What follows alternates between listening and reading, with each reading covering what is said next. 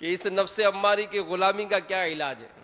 تو یہ جو اعتدال سنا نا ہم نے، اعتدال میانہ روی، اعتدال دراصل نام ہے توازن کا، میانہ روی کا. ہم روز کھانا کھاتے، اگر کھانے میں، اس کو بڑی پیاری مثال دے کر سمجھایا گیا، ہم روز کھانا کھاتے ہیں، کئی ایسے جو کھانا کھا کے آئیں گے، کئی ایسے جو کھانا کھائیں گے جا کر، کئی ایسے عاشقان عطار ہوں گے، مرشد کے ایسے غلام بھی ہیں ماشاءاللہ جو پورا سال روزے رکھتے ہیں. جہاں بداوت اسلام میں ایسے ہیں 5 دن جو روزے جس میں نہیں رکھے جاتے، اس کے علاوہ اکثر روزے سے ہوتے ہیں الحمدللہ.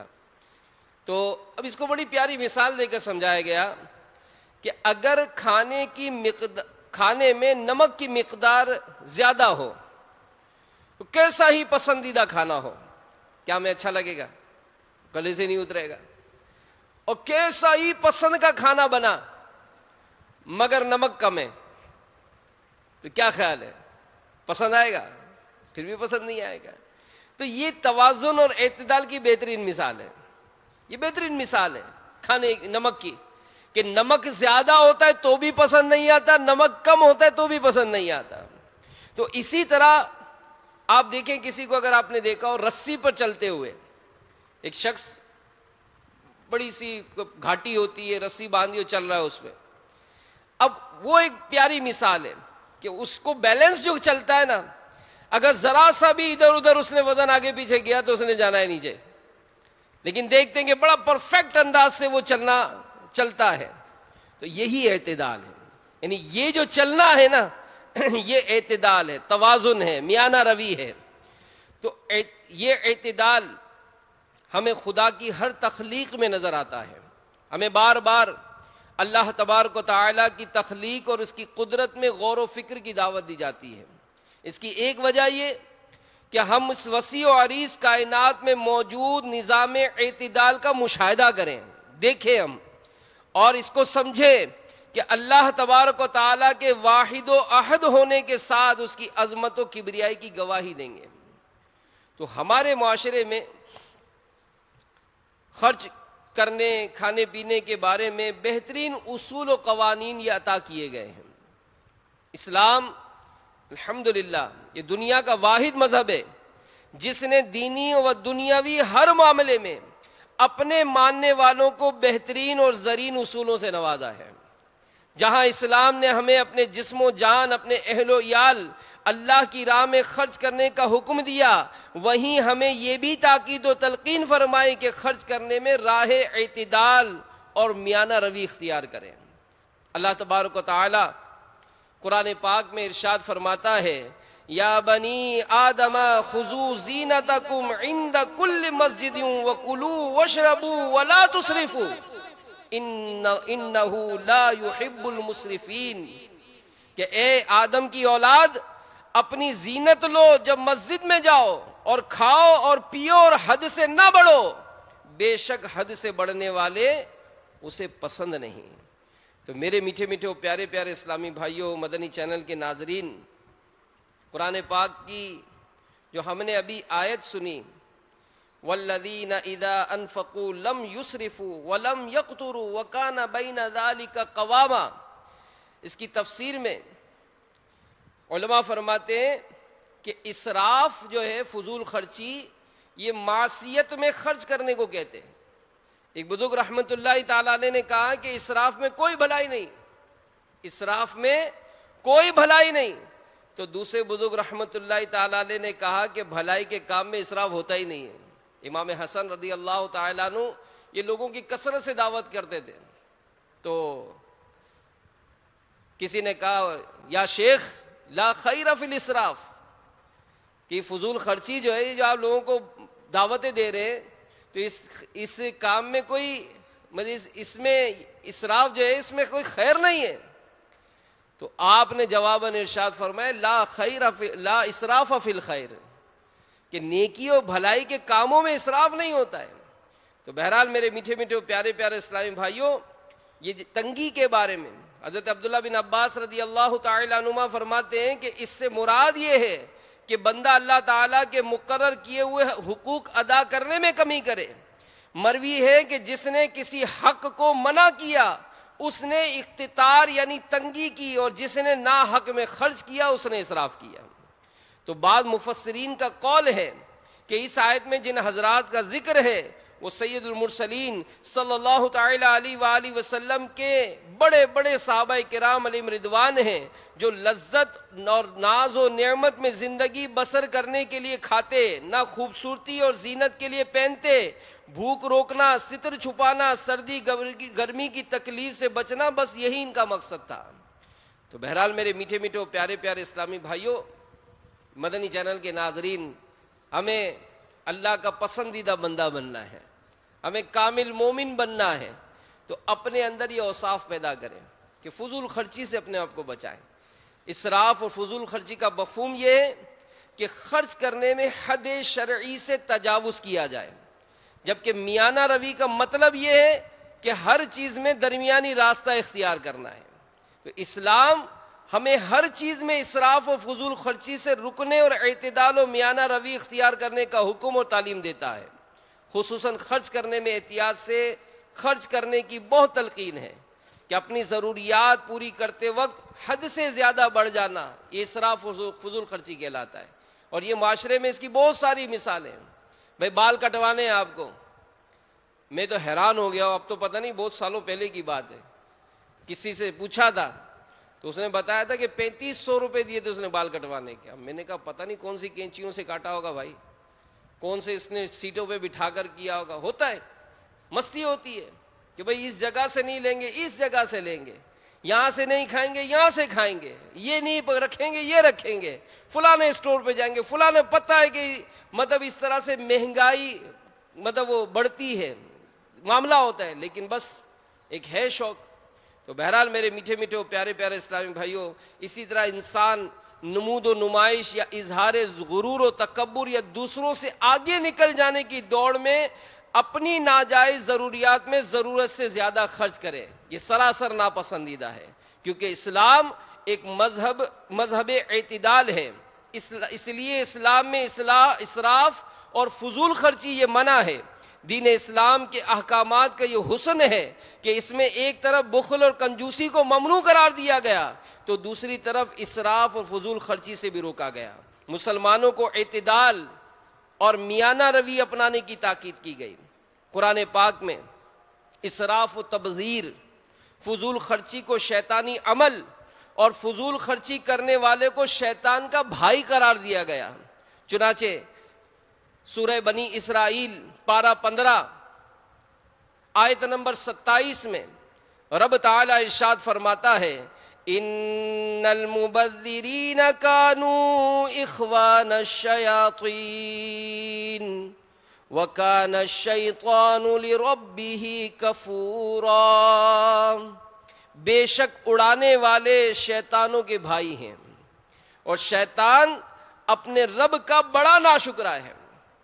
تو غور کیجئے کہ ایک طرف وہ لوگ ہیں جو اسراف کرتے ہیں، انہیں شیطان کا بھائی قرار دیا گیا، جبکہ دوسری طرف وہ لوگ ہیں جو خرچ کرنے میں اعتدال سے کام لیتے، میانہ روی کا دامن نہیں چھوڑتے، ایسوں کو خود اللہ تبارک و تعالیٰ کے بندے قرار دیا گیا۔ چنانچہ سورہ فرقان آیت نمبر 67 میں اللہ تبارک و تعالیٰ کے بندوں کی صفات بیان کرتے ہوئے رب تعالیٰ کا ارشاد ہے، یہی جو آیت میں نے پڑھی کہ والذین اذا انفقوا لم یسرفوا ولم یقتروا وکان بین ذلک قواما، اور وہ کہ جب خرچ کرتے ہیں نہ حد سے بڑھے نہ تنگی کریں، ان دونوں کے بیچ پر اعتدال پہ رہ کر۔ تو بہرحال میرے میٹھے میٹھے پیارے پیارے اسلامی بھائیوں، ہمارے اسلاف و بزرگوں نے اس کی بڑی پیاری پیاری مثالیں دی ہیں۔ نگران شورا کا ایک بیان ہوا تھا، ایک بڑی دلچسپ حکایت آپ نے بیان کی تھی کہ ایک بوڑھا شخص یہ کسی حکیم کے پاس آیا اور آ کر اس سے کہنے لگا کہ حکیم صاحب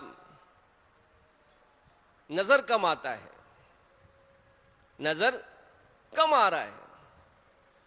تو حکیم صاحب نے کہا کہ بڑے میاں آپ بوڑھے ہو گئے ہو نا، یہ اس لیے ہو رہا ہے۔ اچھا، کہہ رہے ڈاکٹر صاحب وہ کمر میں بھی، حکیم صاحب کمر میں بھی بڑا درد رہتا ہے۔ تو کہہ رہے بڑے میاں آپ بوڑھے ہو گئے ہو نا، یہ بڑھاپے کی وجہ سے ایسا ہے. اچھا اچھا. وہ ڈاکٹر صاحب سننے میں بھی بڑی مسائل ہو رہے ہیں, کم سنائی دیا جا رہا ہے. حکیم صاحب کہنے بڑے میاں بڑھاپا ہو گیا نا, یہ اس وجہ سے ہوا ہے. وہ حکیم صاحب گھٹنوں میں بھی بڑا درد رہتا ہے, اٹھا نہیں جاتا ہے. وہ بڑے میاں آپ بوڑھے ہو گئے نا, یہ اس لیے. اب وہ بڑے میاں کا تو پارا چڑھ گیا بھائی. تو یہ کیسا حکیم ہے؟ آنکھ میں نظر نہیں آ رہا ہے, بڑھاپے کی وجہ سے. کان میں سنائی نہیں دے رہا ہے تو بڑھاپے کی وجہ سے. ہضم نہیں ہو رہا ہے بڑھاپے کی وجہ سے. کمر میں تکلیف ہے بڑھاپے کی وجہ سے. کیسا حکیم ہے؟ ہر بات میں بڑھاپا, ہر بات میں بڑھاپا. غصہ ہو کے شور مچانا شروع کیا تو کہا بڑے میاں یہ جو آپ کو غصہ آ رہا ہے نا, یہ بھی بڑھاپے کی وجہ سے. تو ہم اگر اپنا حساب کتاب معاملہ کریں نا, تو ہمارے بہت سارے ٹینشن ہیں, بہت سارے ٹینشن ہیں کہ یار میرا یہ بھی نہیں ہو رہا, میرا وہ بھی نہیں ہو رہا. تو ہم غور کریں کہ کہیں ایسا تو نہیں کہ ہمارا جو معاملہ ہے وہ دوڑ جو لگی ہوئی ہے ہماری, کہ جیسے اگر کسی کی 10,000 روپے تنخواہ ہے, اب اس کا خرچہ ہو گیا 12,000 روپے, کیا کرتا ہے؟ وہ یہی کرے گا کہ یار 2,000 روپے آمدنی بڑھاؤ, تاکہ میرا جو خرچہ ہے یہ 12,000 ہے, آمدنی 10,000 ہے, تو میں جتنا خرچ کر رہا ہوں اتنا میں دوڑ لگا کر اپنا خرچہ پورا کروں. یہی ہو رہا ہے. اب جناب ہم 12,000 پہ پہنچے. جب 12,000 روپے آمدنی ہوئی, خرچہ پہنچ گیا 15,000 روپے. پھر دوڑ لگی, آمدنی بڑھاؤ, خرچہ بڑھ گیا, خرچہ بڑھ گیا. اب خرچہ بڑھ گیا, آمدنی بڑھانے کے چکر میں اور دوڑ لگائی, آمدنی پہنچائی 15,000, خرچہ ہو گیا 20,000. کیا کریں بھائی, کیا کریں؟ ایسا کیا کریں کہ ہم پرسکون ہو جائیں؟ کیونکہ دوڑ لگی ہوئی ہے. 10,000 خرچہ تھا, 10,000 آمدنی تھی, 12,000 خرچہ ہوا. آمدنی میں نے 12,000 کی, خرچہ ہو گیا 15,000. آمدنی میں نے 15,000 کی, خرچہ ہو گیا 20,000. کیسے کور کروں؟ تو میرے پیارے بھائی, کیا ایسا نہیں ہو سکتا کہ آپ اپنی 12,000 کی آمدنی 10,000 کر لو, خرچہ 12,000 کا جو ہے وہ 10,000 کر لو؟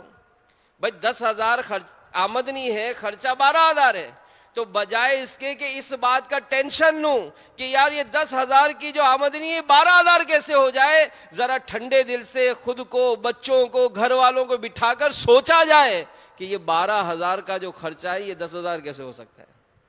تو ہم خرچہ کر کہاں رہے ہیں, اس کے بارے میں بھی تو کبھی غور کریں کہ ہمارے یہاں فضول خرچی. بھائی بل بہت آ رہا ہے یار, مہنگائی بہت ہو گئی ہے بھائی, یہ بجلی والے بہت زیادتی کر رہے ہیں, بل بڑھا دیا ہے. میرے حضرت دیکھو تو صحیح, آپ نے گھر میں کون کون سی بجلی بڑھائی تھی, کون کون سا پنکھا چلایا تھا, آپ نے اے سی لگوا دیا, آپ کے گھر میں رہنے والے 2 بلب جل رہے 12. بھائی کس کو, کوئی بلیاں چوہے, ان کو اندھیرے میں سب کام ہو جاتے ہیں ان کے, آپ کو ضرورت نہیں ہے ان کے لیے روشنی کرنے کی.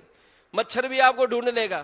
کوئی آپ کو یہ گھر کے جو معاملات ہوتے ہیں کہ خواہ بجلی اتنی جلائی ہوئی ہے, سیڑھیاں دیکھو تو وہ ساری کی ساری روشن, چھت پہ سال میں بھی کوئی نہیں جاتا ہے, لیکن چھت کی سیڑھی بھی, چھت کی لائٹ بھی, یہ سب جل رہی ہے. تو آپ دیکھیں تو صحیح کہ آپ کا وہ کون سا ایسا خرچہ ہے جو غیر ضروری ہے.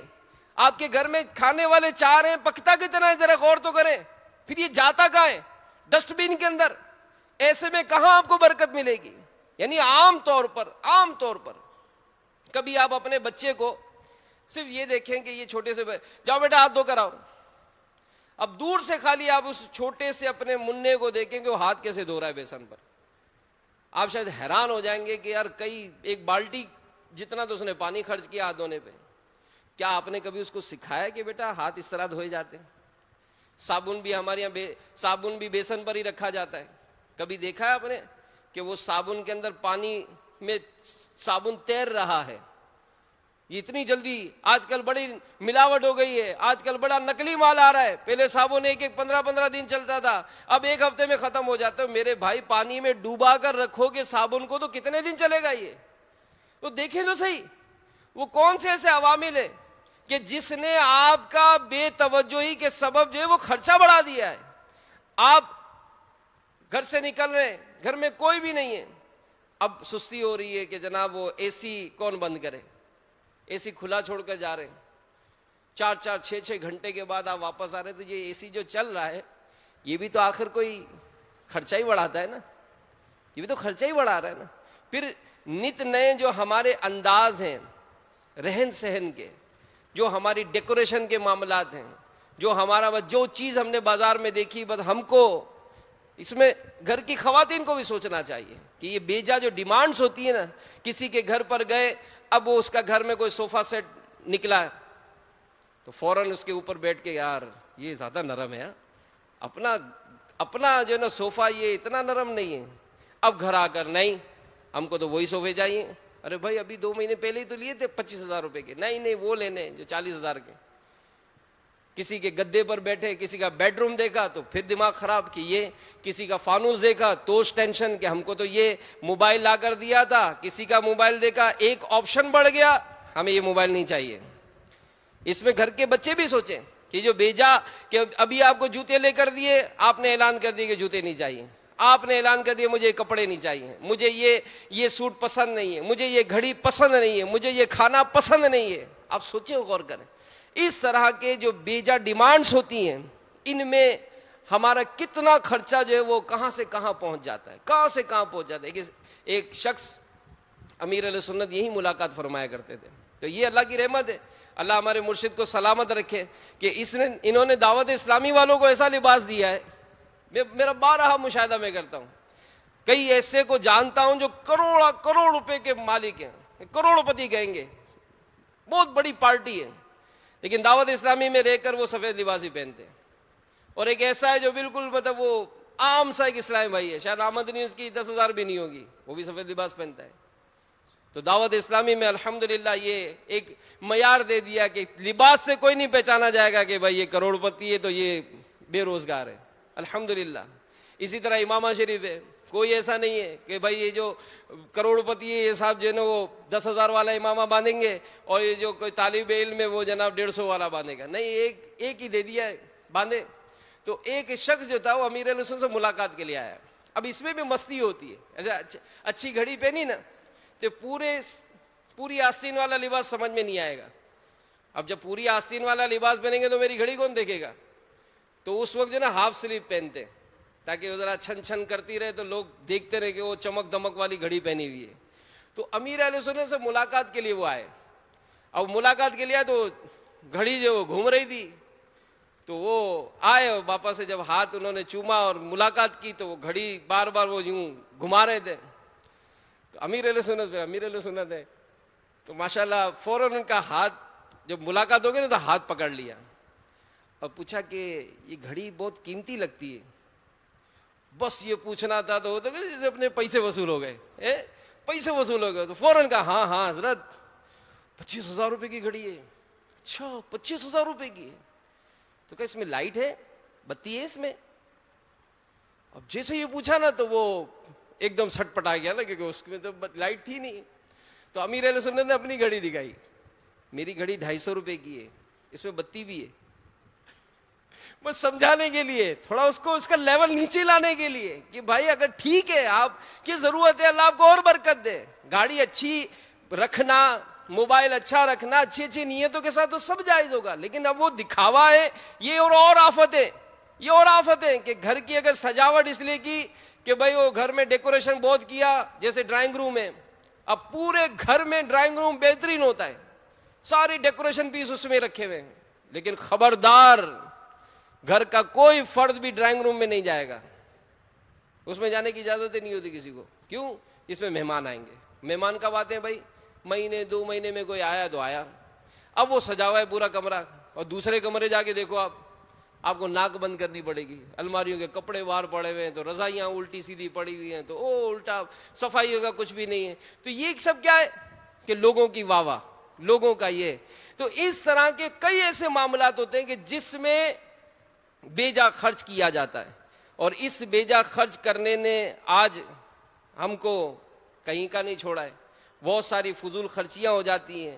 اسی طرح اگر مسجد میں بھی آتے ہیں تو ہمیں اس بات کا بھی احساس نہیں. مسجد میں ہم وہی 5 روپے دے رہے ہیں، بھلے نوٹ ختم ہو گیا تو سکہ ڈالیں گے. اور بھائی آپ کے بجلی کا بل جو ہے وہ گھر کا 1,000 کی جگہ 3,000 آ رہا ہے، تو کیا مسجد کا بجلی کا بل نہیں بڑھا ہوگا؟ کیا مسجد کی ضروریات نہیں بڑھی ہوں گی؟ نہیں، میں تو ہر جمعے کو 10 روپے دیتا ہوں. بس 10 روپے دیتے ہیں، اب 10 روپے آپ کا بچہ بھی نہیں لیتا ہے، تو تھوڑا بڑھاؤ نا مسجد کا بجٹ بھی. اچھا پھر ہماری عادت کیا ہوگی کہ اگر 6 نمازی نماز پڑھ رہے ہیں تو ہم کونے میں جائیں گے, ٹھک کر کے اپنا پنکھا الگ کھولیں گے. اور میرے بھائی, جہاں 6 آدمی کھڑے ہیں, آپ ان کے ساتھ آپ بھی نماز پڑھ لو, ایک ہی پنکھے میں سارا کام ہو جائے گا نا. یہ نہیں ہوتا ہے, الگ الگ سب اپنا پنکھا کھولیں گے. بلکہ رات مجلس ائمہ کے تحت جو امام صاحبان کا تربیتی اجتماع تھا, امیر اہل سنت نے اس میں توجہ دلائی, نگران شورا نے پنکھے لائٹیں سب کھول دی جاتی ہیں. تو امام صاحبان کو سمجھایا, مؤذن صاحبان کو سمجھایا, کمیٹی کے افراد کو سمجھایا کہ آپ یہ جو 15 منٹ ساری مسجد کے پنکھے کھول رہے ہیں, کیا اس سے مسجد کے بجلی کے بل پر اثر نہیں ہوتا ہے؟ پھر ہماری گورنمنٹ کی طرف سے اعلان ہو رہا ہے بجلی بچائیے, بجلی بچائیے. ہم میں سے ہر کوئی اگر ایک پنکھا کم کر دے اپنے گھر کا, کیا پورے ملک میں بجلی کا بحران کم ہوگا کہ نہیں ہوگا؟ ہوگا نا, ڈیفینیٹلی ہوگا. تو اگر مثال کوئی بھی نظام کو سدھارنا ہے تو سب سے پہلے تو اپنے آپ کو تو کرے نا کہ یار میرا کہاں معاملہ جو ہے وہ ہمارا کمزور ہے.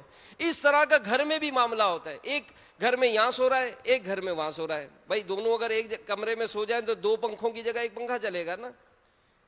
ایک یہاں کام کر رہا ہے, دوسرا وہاں کام کر رہا ہے, دونوں جگہ لائٹیں جلی ہوئی ہیں. بھائی ایک جگہ ہو کر لائٹ ایک کر سکتے. اسی طرح کپڑے دھونے گئے, اب کپڑے دھونے گئے تو جناب وہ بالٹی میں پانی بھرا جا رہا ہے. اب خود کسی کام میں مصروف ہو گئے, اب پانی گر کے آپ دیکھیں کتنا ضائع ہو رہا ہے. کھانا پکایا جا رہا ہے تو موبائل پہ بات کر رہے ہیں, استری کر رہے ہیں, کپڑے اگر پریس کر رہے ہیں تو اس وقت دیکھیں کہ آپ کا وہ کام جو آپ 3-4 منٹ میں موبائل کو سائیڈ پہ رکھ کر کریں نا, آپ موبائل سے کھیلتے وہی کپڑے پریس کرنے میں آپ 15 منٹ لگا رہے ہیں. تو یہ جو 10 منٹ کی جو بجلی زیادہ استعمال ہو رہی ہے, کیا اس سے آپ کا بجلی کا بل نہیں بڑھے گا؟ تو ایسے کتنے, اگر آپ چمچ دھونے کا اپنا منظر کبھی چیک کریں, کہ آپ جو چمچ کبھی دھونا ہو آپ کو کہ بھئی جائیں ایک چمچ دھو کر آئیں. اب ہماری عادت کیا ہوتی ہے, نل کھولا, اب چمچ کو رگڑ رہے ہیں. چمچ کسی سبب سے اگر کوئی چیز اس میں سخت ہو گئی ہے, اب اس کو رگڑ رہے ہیں. اب دیکھو تو صحیح آپ کی پانی کتنا ضائع ہوا. امیر علیہ نے اس کا طریقہ بیان کیا تھا کہ اگر ایک پانی کا کوئی کپ ہو, اس میں پانی بھر لیں تھوڑا سا, اب جتنا رگڑنا اس میں رگڑ لیں, وہ سارا صاف ہو گیا, اب فریش پانی سے اس کو دھو لیں, آپ کا پانی دھل جائے گا. اسی طرح صابن کا استعمال, امیر اہل سنت نے اپنے ان دنوں میں وضو خانے سے صابن منگائے تھے کہ صابن کی جو چھوٹی چھوٹی ٹکڑیاں ہیں, امیر اہل سنت فرماتے ہیں میں تو اس کو بھی باندھ لیتا ہوں, اس کو باندھ کے بھی اس سے الحمدللہ اپنے معاملات جو ہم پورے کر لیتے ہیں. تو یہ کنجوسی نہیں کہلائے گی کہ جناب یہ بہت کنجوسی کر رہے ہیں, نہیں. پانی جو پھینک دیا جاتا ہے, علماء نے اس کو بھی اسراف لکھا ہے کہ تھوڑا بچا کر پھینک دیا جاتا ہے, چائے بچا کر پھینک دی جاتی ہے, کولڈ ڈرنک اگر کوئی کسی کو پلائے کہ نہ بابا تھوڑی سی چھوڑنا ورنہ لوگ کیا کہیں گے کہ یار بڑا یہ تو لالچی ہے یار, بھوکا ہے تو کھانے کا. تو بہرحال میرے میٹھے میٹھے پیارے پیارے اسلامی بھائیوں, ہمیں اس معاملے میں چیک کرنا چاہیے کہ ہمارے وہ کون سے ایسے انداز ہیں کہ جس کو اگر ہم اپنا نظام سیدھا کر لیں تو ہمارے خرچے بچ جائیں گے. ہمارے پیارے آقا صلی اللہ تعالی علیہ وآلہ وسلم کا فرمان سنیے, جو میانہ روی اختیار کرتا ہے, وہی اعتدال کی جو بات چل رہی ہے, اللہ تعالی اسے غنی کر دیتا ہے. جو فضول خرچی کرتا ہے اللہ تعالیٰ اسے تنگ دست کر دیتا ہے. جو کثرت سے اللہ کا ذکر کرتا ہے اللہ اس سے محبت کرنے لگتا ہے. ایک اور روایت سنیں, حضرت انس بن مالک رضی اللہ تعالی عنہ بیان کرتے ہیں, آقا مدینہ صلی اللہ تعالی علیہ وآلہ وسلم نے ارشاد فرمایا, جس نے استخارہ کیا وہ نامراد نہیں ہوگا, جس نے مشورہ کیا وہ نادم نہیں ہوگا, اور جس نے میانہ روی کی وہ کنگال نہیں ہوگا. یعنی اس بیان کردہ آخری اور مختصر حدیث پاک میں حضور اکرم صلی اللہ تعالی علیہ وآلہ وسلم نے ناداری, غریبی, تنگ دستی جیسی خطرناک آفتوں سے بچنے کے لیے ہمیں خرچ میں میانہ روی اختیار کرنے کی تاکید فرمائی. اعتدال و میانہ روی کی تاکید کے معاملے میں اسلام تمام مذاہب سے ممتاز و منفرد ہے. اسلام ہمیں ہر عمل میں میانہ روی اور اعتدال کی تعلیم دیتا ہے. البتہ حدیث مذکورہ میں خاص طور پر خرچ کرنے میں میانہ روی کی طرف متوجہ کیا گیا. وہ لوگ بھی درس حاصل کریں, اپنے گھر والوں کو, بچوں کو ہوٹلنگ کراتے ہیں. اب ہوٹلنگ کرانے میں آپ کبھی غور کریں کہ آپ کا بل کتنا پیمنٹ ہوتا ہے, کتنا پیمنٹ ہوتا ہے, کہ بعض کا شاید میں کہوں کہ پورا مہینہ کا خرچہ ایک طرف اور ان صاحب کا اپنے بیوی بچوں کے ساتھ ہوٹلنگ کرنا ایک طرف. یعنی غور کریں کہ بعض اوقات اس طرح کے معاملات کیے جاتے ہیں. تو ہمیں اتنا ہی خرچ کرنا چاہیے جس قدر ضرورت ہو, اور ضرورت خود بخود پیدا ہو نہ کہ پیدا کی جائے, اور ضرورت پورا کرنے کے لیے اعتدال کا اسلوب اختیار کیا جائے, یعنی اپنی چادر دیکھ کر پاؤں پھیلائے جائیں. یہ طریقہ خرچ کے حوالے سے معتدل ہے. تو ہمارے معاشرے میں امارت اور غربت کے درمیان فاصلہ یہ بتدریج بڑھتا جا رہا ہے. امیر امیر ہوتا جا رہا ہے, غریب غریب ہوتا جا رہا ہے, اور غریب ضروریات زندگی کے پیچھے بھاگ بھاگ کر ادموا ہوتا جا رہا ہے, جبکہ عمرا آسائشوں اور عیاشیوں پر بے دریغ پیسہ خرچ کر رہے ہیں.